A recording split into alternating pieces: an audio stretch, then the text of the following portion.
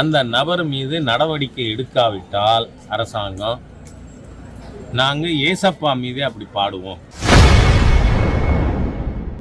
கானா பாடகி இசைவாணி பாடிய ஐயப்பன் பாடல் சர்ச்சை குறித்து செய்தியாளர் எழுப்பிய கேள்விக்கு பாஜக மூத்த தலைவர் ஹெச் ராஜா பதிலளித்துள்ளார்.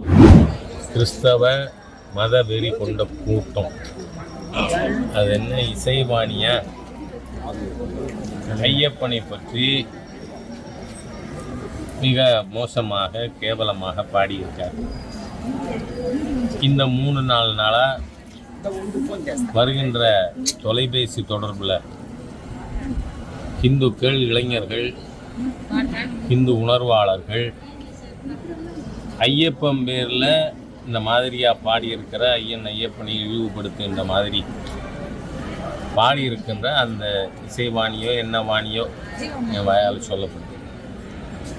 அந்த நபர் மீது நடவடிக்கை எடுக்காவிட்டால் அரசாங்கம் நாங்கள் ஏசப்பா மீதே அப்படி பாடுவோம் அப்படின்னு சொல்கிறாங்க.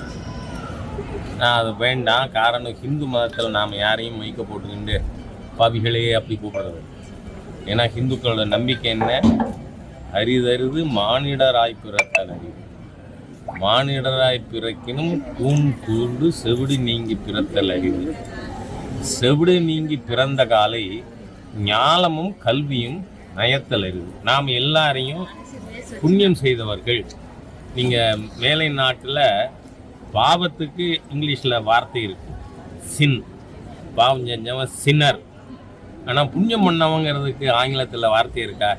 அவங்க கலாச்சாரத்திலே கிடையாது. அந்த மாதிரியா இருக்கக்கூடிய தீய சக்திகள் ஐயப்பனை பற்றி இந்த மாதிரி பேசியிருக்கிறதுக்கு எதிராக அரசாங்கம் உடனடியாக நடவடிக்கை எடுக்கும். அறநிலைத்துறை அமைச்சர் சும்மா ஐயப்பன் கோயிலுக்கு போய் வேஷம் போட்டால் பத்தாதுங்கிறேன். ஐயப்பனை பற்றி இந்த மாதிரி பாடினதை கேட்ட உடனே சேகர் பாபு உண்மையான ஐயப்ப பக்தராக இருந்தால், சேகர் பாபு ஹிந்துவாக இருந்தால் உணர்ச்சி வந்திருக்கும், நடவடிக்கை எடுத்திருப்பார்.